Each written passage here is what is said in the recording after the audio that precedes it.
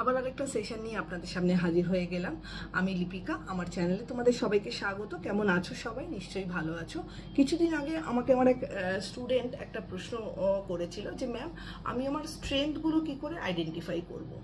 তো আজকে ওর জন্য যেরকম আমার এই আজকের ভিডিওটা করা, আর বাকি আপনাদের জন্য যে আমরা অনেকেই কিন্তু বুঝে উঠতে পারি না যে আমাদের স্ট্রেংথ কিসে আছে, আর উইকনেসটা হয়তো ইজিলি আইডেন্টিফাই করতে পারি, কিন্তু স্ট্রেংথ কিসে আছে সেটা আমরা আইডেন্টিফাই করতে পারি না।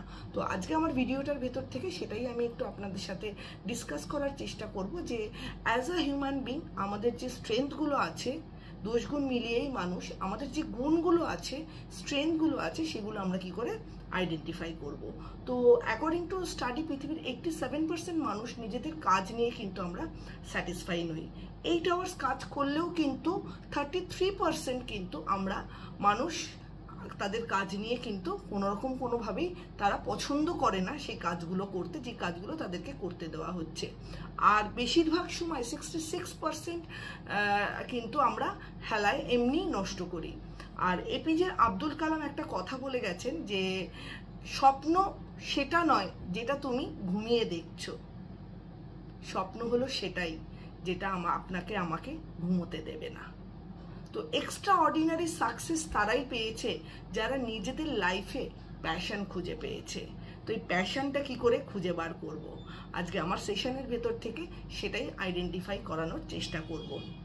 যখন তোমার পেশা, প্যাশন আর পেশা, অর্থাৎ নেশা আর পেশা একসাথে মিলে যাবে, তখন তুমি সাকসেসফুল হবে। এটা আমার কথা নয়, এটা বড় বড় লোকেরা বলে গেছে। হ্যাঁ, এবার পেশা আর নেশাটাকে সাথে কিন্তু পেশাটা মেলাতে হবে। কি করে মেলাবো? অ্যাকচুয়ালি ঠিকঠাক প্যাশন সবাই খুঁজে পায় না, আর খুঁজে পেলেও প্রপার গাইডেন্সের অভাবে কিন্তু ধরে রাখতে পারে না। সবার প্রথমে যেটা আইডেন্টিফাই করতে হবে যে অ্যাজ আ হিউম্যান বিং তোমার ইন্টারেস্টের জায়গা কি আছে। অনেকের মোবাইলে গেম খেলতে ভালো লাগে, অনেকের ট্রাভেলিংয়ে ভালো লাগে, অনেকের বই লিখতে, কবিতা লিখতে ভালো লাগে, তো সেক্ষেত্রে গান শুনতে ভালো লাগে। তো সেক্ষেত্রে আইডেন্টিফাই করতে হবে ইন্টারেস্টের জায়গাটা কি আছে। এবার ইন্টারেস্টের জায়গাগুলো থেকে আমার হবিস কি কি আছে, আমার প্যাশন কি কি আছে, এগুলোকে আইডেন্টিফাই করতে হবে। ইন্টারেস্টটাকে রেখে আমার প্যাশন এবং হবিস আর প্যাশনের মধ্যে কিন্তু ডিফারেন্স আছে। তো হবিস আর প্যাশনটাকে থেকে হবিসটাকে সরিয়ে রেখে প্যাশনটাকে কিন্তু আইডেন্টিফাই করতে হবে যে আমার কোন কাজে ইন্টারেস্টের সাথে আমি প্যাশনলি সেই কাজটা করতে পারছি। হবি আর প্যাশনের মধ্যে ছোট্ট একটা ডিফারেন্স আছে। হবি হলো যে জিনিসগুলো আমরা ভালো লাগা থেকে করি, যে জিনিসগুলো করলে আমি ভালো থাকছি বা ভালো ফিল করছি। আর প্যাশন হচ্ছে, প্যাশনের জন্য কিন্তু আমার সময়ের দরকার নেই। হবিজের জন্য কিন্তু আমি সময় পেলে আমার ভালো লাগার জিনিসগুলো করছি, আর প্যাশনের জন্য কিন্তু আমার সময়ের দরকার নেই। আমি যে কোনো সময় আমার প্যাশনের যে জিনিসটা সেটা আমি করতে পারি। কাজেই হবিসগুলোকে একপাশে সরিয়ে রেখে আমাকে আইডেন্টিফাই করতে হবে আমার কোন কোন জিনিসে প্যাশন রয়েছে। তোমাকে আইডেন্টিফাই করতে হবে যে কোন কোন জিনিসে তোমার ইন্টারেস্ট রয়েছে, কোন কোন জিনিস তোমার হবিস রয়েছে, এবং কোন কোন জিনিসে তোমার প্যাশন রয়েছে। প্যাশনের জন্য যে জিনিসগুলো তোমার রয়েছে, প্যাশনটাকে ফুলফিল করার জন্য তুমি যে জিনিসগুলো করছো, সেগুলোই কিন্তু তোমার স্ট্রেংথ। এরপর যে জিনিসটা আইডেন্টিফাই করতে হবে যে কোন বিষয়ে তোমার নলেজ কতটা রয়েছে। নলেজের ওপর ডিপেন্ড করে কিন্তু তোমার অ্যাকচুয়াল জায়গাটাকে আইডেন্টিফাই করতে হবে। কাজে knowledge plus interest plus passion, যখন এই তিনটে জিনিস মিলে যাবে, তিনটে জিনিসকে যখন আইডেন্টিফাই করতে পারবে, তখন দেখবে অনায়াসে কিন্তু স্ট্রেংথটা তোমার কাছে খুঁজতে হচ্ছে না, এমনি এমনি চলে আসছে।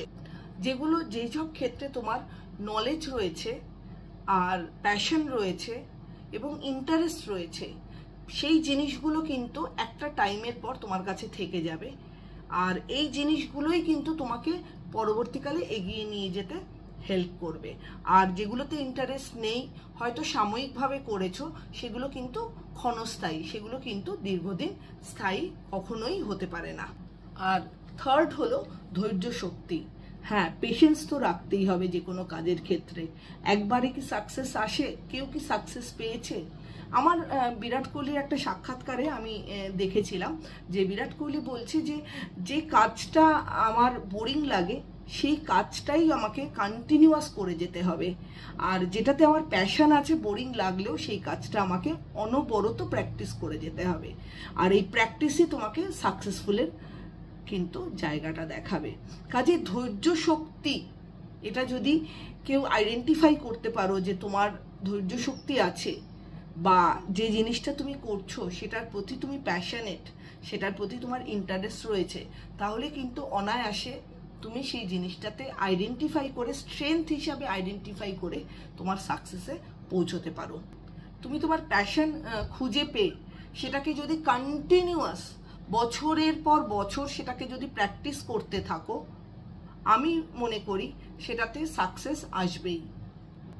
আর এই স্টেপগুলোর ভেতর থেকে আমি মনে করি যদি কন্টিনিউয়াস তোমার নেশা এবং পেশা মিলে যায়, তুমি তোমার স্ট্রেংথগুলোকে আইডেন্টিফাই করতে পারো, কোনগুলো তোমার ইন্টারেস্টের এরিয়া, কোনগুলো তুমি ভালো পারো, কোনগুলো তোমার জন্য ফিজিবল, কোনগুলোতে তুমি সাকসেসফুল হয়েছো, সেরকম যদি তুমি আইডেন্টিফাই করতে পারো, তাহলে কিন্তু তোমার সাকসেস কিন্তু কেউ ধরে রাখতে পারবে না, তুমি সাকসেস পাবেই।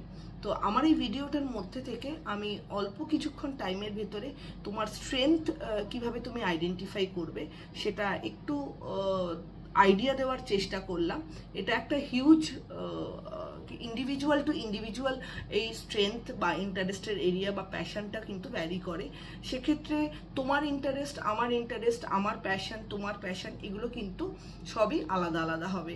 তো তোমার ইন্টারেস্টের এরিয়া, তুমি কি পারো, তুমি কি পারো না, সেগুলোকে আইডেন্টিফাই করে যখন ধৈর্য শক্তি নিয়ে এগিয়ে যাবে, তোমার সাকসেস কেউ আটকাতে পারবে না। তো ভিডিওটা কেমন লাগলো অবশ্যই আমাকে জানাবে, ভালো লাগলে একটা লাইক অ্যান্ড সাবস্ক্রাইব করে দেবে।